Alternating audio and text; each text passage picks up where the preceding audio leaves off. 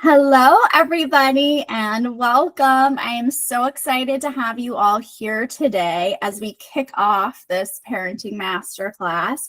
I am Allison Cooper, the founder of Project Motherhood, and today I am joined with Dr. Gertrude Lyons.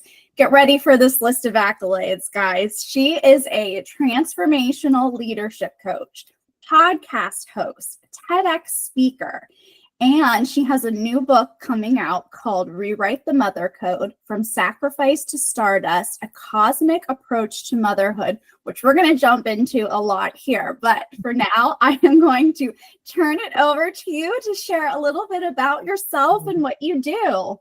Oh, thanks so much, Allison. And thanks for having me part of this program. It's such a thrill and honor. And I just love the work that you're doing. It's so needed and so important. So thank you. I love the work you're doing. That's why we come together, right? And then we can uplift and share all these things. Well, thank you for that intro. And yeah, I do all those things. I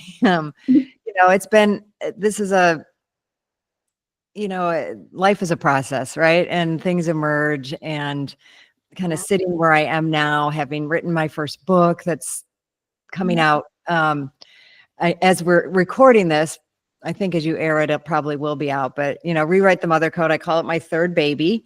No, actually my fourth, because the third was my dissertation, like getting my doctorate and writing a dissertation. Nobody reads that though, but this one, it was definitely a birthing, and a creation and a birthing. So, it's the culmination of my work as a coach, my own personal experience, what I've seen, what I went through, what I've worked with, and coached other women, moms, on their journey, and and then studied in my doctorate, and then I'm very much in the realm of mysticism, healing, mysticism, and the spiritual realm too. So bringing all those worlds together for me in the book was a big deal. And, that was the creation that this one was. But I love what I do. I feel blessed and honored to have this opportunity.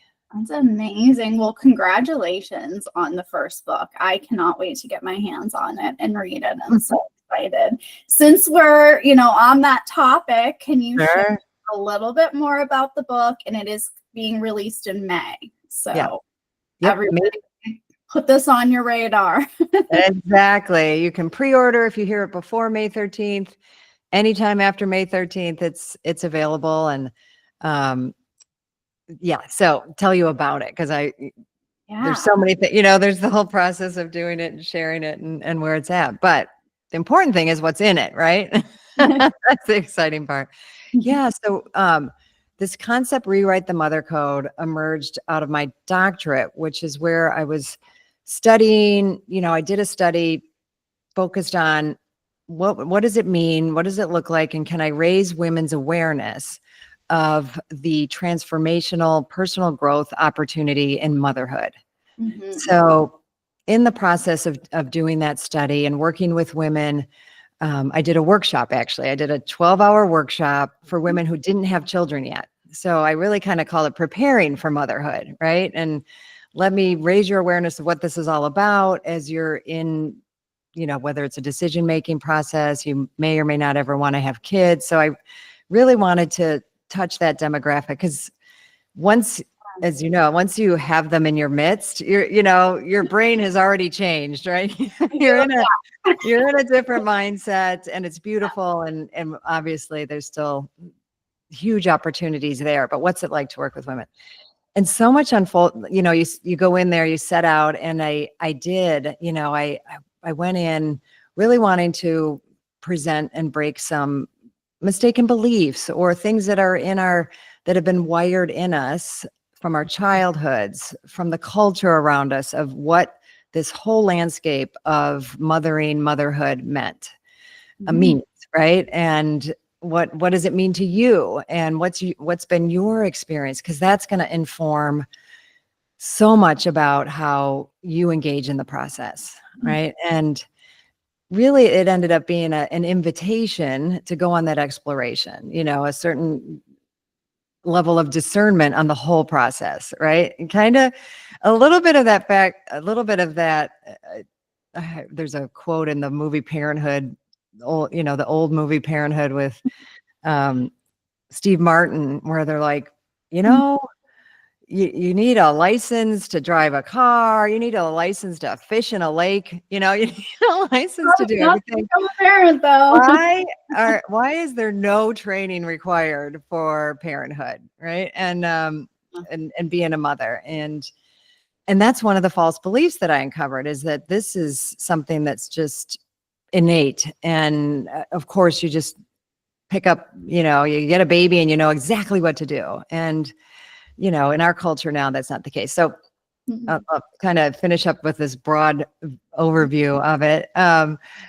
So I, brought in a lot of things like that. And one in particular that ended up becoming much more of an overriding theme than I expected, because I just kind of dropped it in there as, here's another thing to consider, is yes, these women sitting there, you haven't birthed children, you may or may not ever, but you still mother. And you still are a mother. And because, this space of creation that I'm going to say women hold, but it's really not. It's an energy that we can go into further as we go along. But, we all conceive, create, and give birth, as women, if you have that physiology, yes, to children, but also careers and ideas. You're birthing this course, you're birthing, that you're bringing this into the world, right? Ideas, dreams, pets, relationships, like the whole gamut, but that the most important person you need to mother is yourself. And that just blew the women away, because so many of just kind of tumbled out, like the beliefs that, oh my God, no matter how successful I am in the business I started and this career I have, this woman was in tears that, but none of that really matters unless I get married and have a baby. Like nothing can surpass that. And that is such a huge cultural wiring, and family wiring too, or that's going to take a long time to unwind. I don't expect us to be able to do that right away, but we need to start somewhere. So true. Yeah. So there's a lot more I can say. I can stop there if that gives an overview that we can work from. But out of that, then we branded it Rewrite the Mothercode, because that's when we, determine these are actually codes. We're encoded, we're programmed. If you go on the journey to unwind some of that and be discerning, ask questions, be curious, about everything, not paranoid, but curious. It opens up space for a much more expanded experience, and that's where the cosmic comes in. It's, I mean that in a very, kind of deep, beautiful, personal way. And that could look so different for everybody, but it really, then this expanded experience is the one of your choosing, and to really understand so much more is possible than we're kind of told or. True. I love it. That's really amazing. I can't wait to dive in. And then I feel like it's one of those books too. Correct me if I'm wrong, but I feel like you could go back and like read it at like different stages of being a mom, or just different stages of your life, and get different things out of it. Yeah, that's what I'm hoping, Allison. And I really wanted, I was always kind of writing that line, like, I want all women to feel invited to this book, but I'm writing it through my experience, and kind of there is a focus on motherhood, and mothering children, but that it has this universality. And yes, I'm still rewriting my mother codes and working with this material with my grown daughters, and how lucky they are to be able to turn to you for all of that advice. That's awesome. Thank you. Well, what are your tips for supporting women through the mothering process? Speaking of. Yeah, I think the first one is,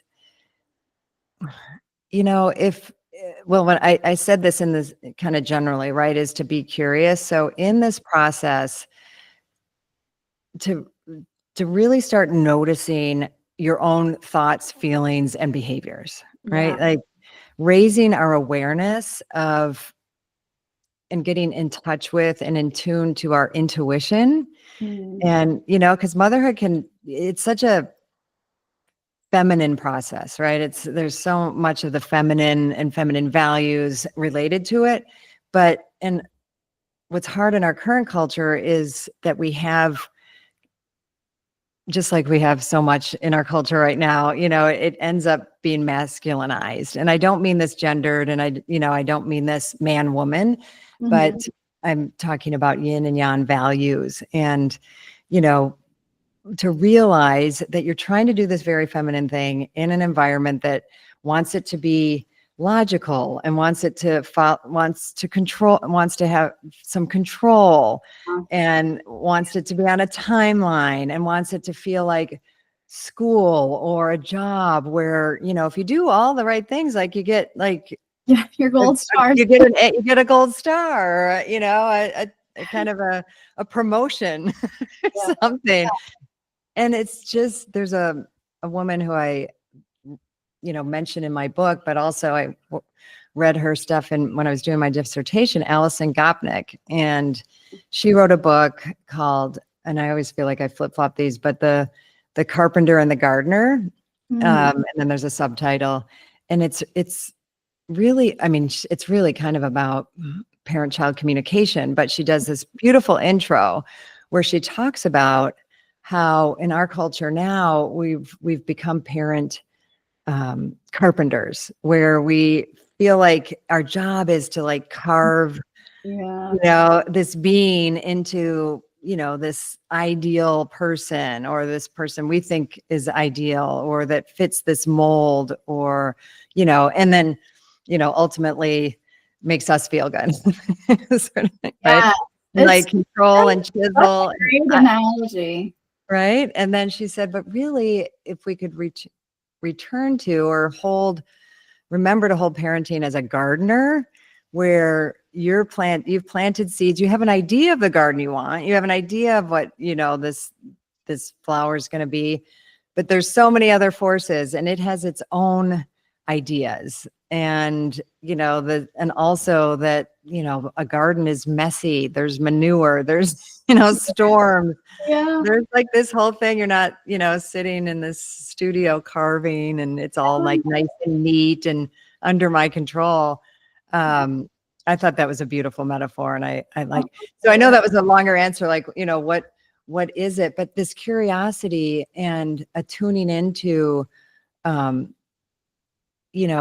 well, geez, maybe it could be a little bit different. Well, I see how my mom did it and the women, around me, but there's some things I don't like about that. Can I be, and just, really start being curious about just the whole motherhood landscape, and what do you like about it? What don't you like about it? And that can start leading you toward creating your mother code, because ultimately that's what we want. We want to be held to our own standards in motherhood, and something that's based on our values, our principles, a way of being that, meets some of those things that we get to decide what they are, right? Yeah. And perfection isn't one of them.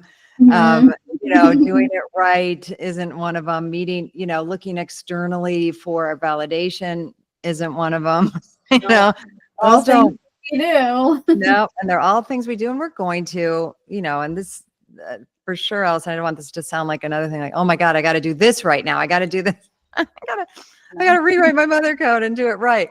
Yeah. And that was, I quite honestly, like you're not going to avoid a certain level of that, because we care. We want to do the best job for our children. We want to feel good about it. It's just, there are a lot of challenges, in our motherhood culture that, until we are aware of them, they're just going to knock us around. We're going to just get batted around like, a sailboat without a rudder. We're just going to be like, oh, why? And that's so true. I love it. So, I mean, I guess piggybacking on that, really, how can we start to shift away from that guilt and perfectionism that we feel so deeply in motherhood? Yeah. And I'll say more, but just, underlining this aspect of, starting to look inside for the answers first, Mhm. before we look outside, before we, look on social media, before we, go turn to an expert, like really like tune into our bodies, tune into, thoughts that we have, inklings that we have.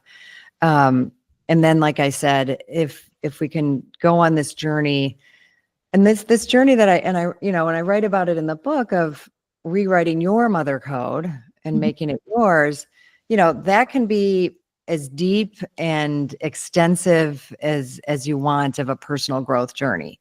But Yeah. I think just to know that, in motherhood, you're going to be triggered. Your things from our past, old wounds, but healing's possible and transformation's possible if we can bring some of those things, to the surface. So as deep as you want, or just like, oh, I'll play around with this, Yeah.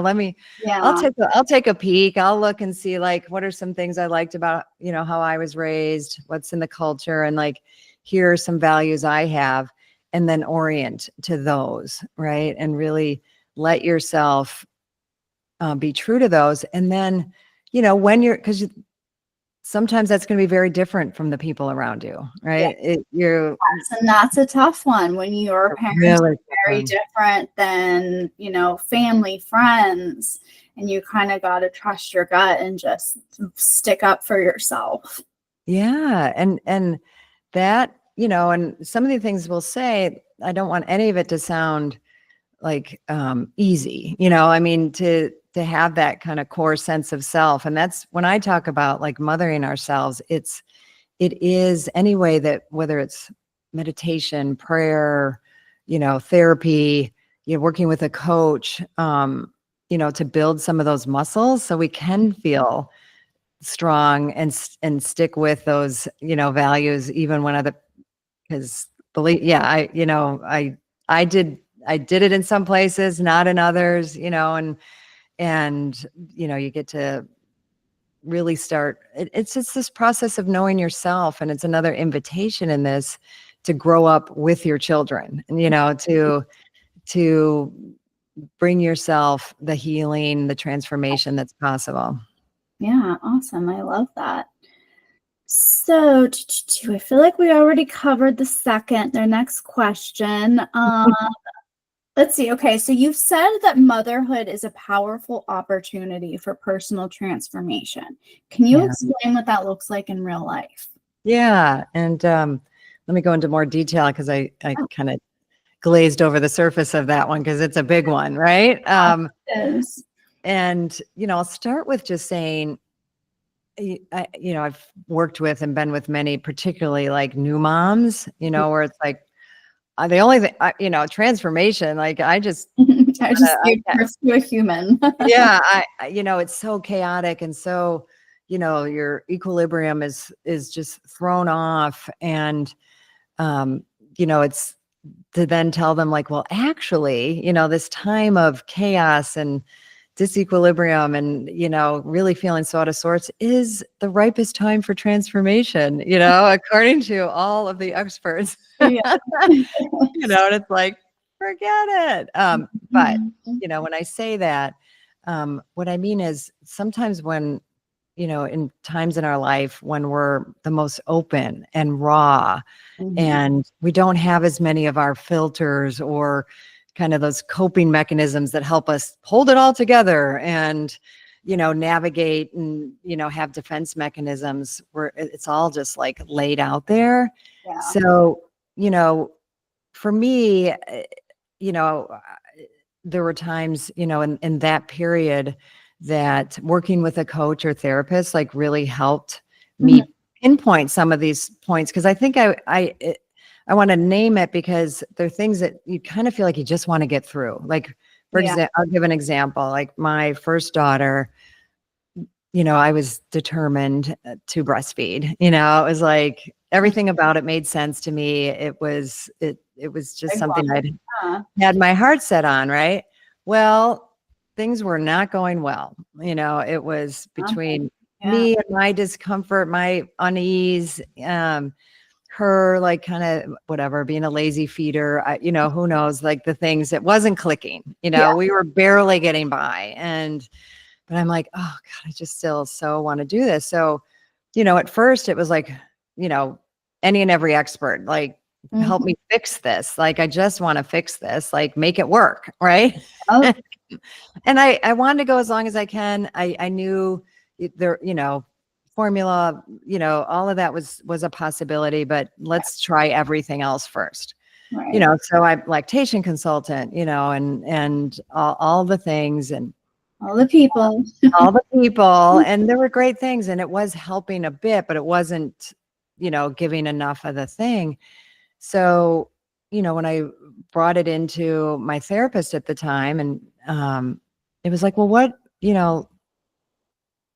she was able to help me uncover like some of like these deeper beliefs I had about myself, like that I'm not enough. I've had trouble nourishing myself in my life. Like, and now I'm trying to do this for this human. So my own insecurities about being enough, that I can't do this. Yeah. And then there was this dynamic that was starting to come up between my husband and I, this competitive dynamic that came to the surface, where it's like, I'll, take her and soothe her and, and competing to be the best parent. And that was feeding my not enoughness. Yeah. So that was uncovered. And then like, oh, maybe why did we want to keep her small? And like, it's just some things that like, you just wouldn't think of. Right. Yeah. But some of the emotional aspects for me, and then, trying something unconventional that of course, like, the medical world wasn't like the hugest fan of, which was to supplement, but not with formula, but with half and half, organic, half and half. Oh my God. I had a nurse friend that was like, you're going to cause your baby brain damage. Like, cow's milk is the devil. So, I was just giving her like this little bit, but between all those things, I can't say any one thing, necessarily. I was like, well, it was this, it was that. Sometimes when you just look at something more holistically, but I think the personal and emotional level was the biggest factor. Right? Plays a huge role in that. And I do feel like in this example, that need to live up to these society standards of I'm going to breastfeed and I'm going to make it work. And we put so much pressure on ourselves to achieve it. And sometimes it's just not in the cards. And especially as a new parent, you got to prepare for the unexpected. Exactly. And then you get to decide like, okay, but to know that there's that opportunity, like I did, to like uncover like deeper issues, like deeper things that were going on for me, to like bring those into consciousness. So then that's deeper work for me to take further, right? It didn't 100% get answered there, but it unlocked something that, would have just, and then my husband and I got to work on that competitiveness, out in the open and overtly. And, so it brought two really key things that, were transformational, at least at the level of personal development, right? And growth. I love that. Well, I mean, speaking of these, limiting beliefs that we have about ourselves sometimes, when you're coaching, what are some of these common limiting beliefs that you help to navigate with moms? Yeah. And these are the ones that, there were so many. I think I originally like made a list of like 14 or 15 of them, like top ones. And then when I was writing the book, my publisher was like, that's too many, like we don't, we all have these, you get to like, we kind of combined a couple, but anyway, we got it down to 7. And okay, let's go. That's still a lot, but you don't have to hear all of them. But, I think, and the one I talk about first, because I think it's this one that actually we touched on a little bit right at the beginning, which is, once you have a baby, like your needs go to the end of the line. So that, to be a good mom, you put yourself last, to be, considered a good mom, or like the right thing to do is put the needs of your child, then technically, if you have a spouse or partner, then them. If you have another career, in addition, then it's that. And then you just keep getting bumped farther and farther down the list. And, I don't think there's a person I say that to. It's like, yeah, I know, and I know it's not right, but it's like, it's impossible, or I don't know how to change that. Because our whole system is set up, like everything from, mothers and parents not being supported, in birth and new motherhood, we get so many messages, and have culturally for thousands of years, honestly, Allison, like this is, I had someone ask me recently, so do you think it's like in our DNA? I'm like, it might be by now, it's been so long. It really is. Well, one thing that like my husband actually brings up a lot is how if you're at the pediatrician and both parents are there, all the questions go to mom, so it's like you have to, it's like just the societal standard of, well, in order to, to survive, to do all that, I have to remember all these numbers and these dates and these, because the questions come towards me. My husband's always like, I wish they would turn to me. I wish I could take that load off, but it's just everybody. And then that's just another thing. We're putting ourselves last because we have to remember all the things. Yeah. Remember all the things, do all the things, be the one. And, I think there is a certain level of like, that I don't want to dismiss, this caring nature, like I think, we hold this more feminine value more explicitly of caring, of tending to, of, kind of expansive holding, right? And it's why we've survived, because no matter how much you put on our plate, like, geez, we don't fall over and die. We just still do it. We may get burnt out. We may even get sick, like, I'm not saying there aren't consequences sometimes to it. But just easing back on that some, and I've seen it enough, and I saw where I did do it, where I didn't, but particularly it's always easier to see in others, when they take this on, how the whole family benefits, like things are actually better for everyone, when, responsibilities are shared, which is, I do see more often, like your husband saying, gosh, but it would take him stepping in, like, you can ask me some of those questions, we all have to kind of be in this together. But it does take then, sometimes this is a piece of the personal growth work for a woman, is to claim that space and to feel deserving of it. To feel like, yes, I can withstand the, like, being called selfish, or like, who do you think you are? Who, some of it's imagined. We imagine we're going to be, because we internalize it, right? So we think sure everybody else is going to feel that way. And, it's been my experience that when I do that, when I see other moms do it, there's more of you available, right?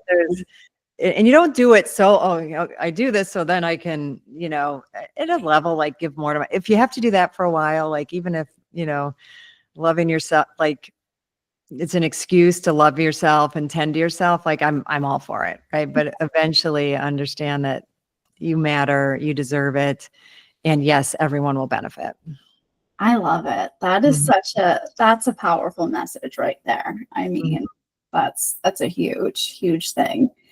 So as we are coming to our conclusion here, if you could leave moms with one empowering message about their motherhood journey, what would it be? Speaking of powerful messages. Powerful messages, yes. I'll just go with like the first thing, because this is always hard for me. It's like, well, there's 10, like we want them to have them all. But the first one that came to my mind this time, Allison, is, to know that it's possible, and to create the mothering experience, to create your mothering experience on your terms.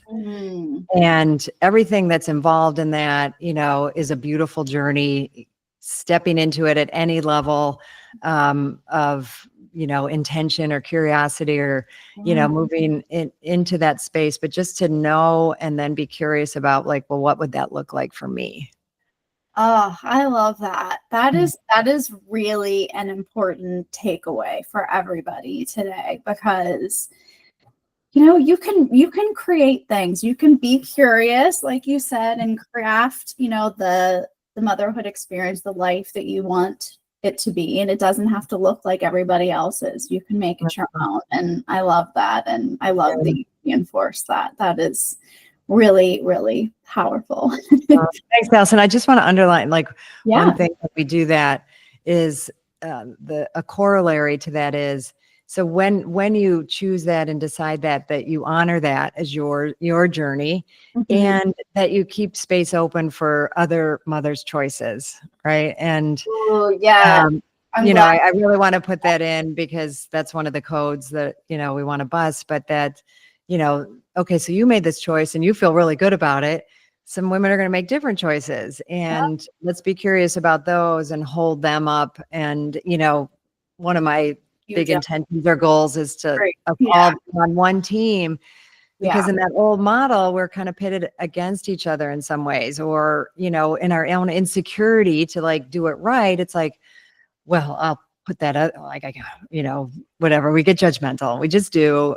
We've all done it. We all do it. But just to know we're only doing that because it's touching some insecurity in ourselves. So, the more solid we can get in our choices and, our mothering journey, the more we can hold space for everyone's choices. Yes, there's no one right way. Nope, there is not. Love that. Awesome. Well, Gertrude, thank you so much for being here today. I learned so much, and I feel like, okay, I need to go and sit and examine a million things in my brain. And I cannot wait to get the book and read in depth on all of these things. So I'll be honored. And when you do, I'd love to hear from you. I love absolutely. to hear from people.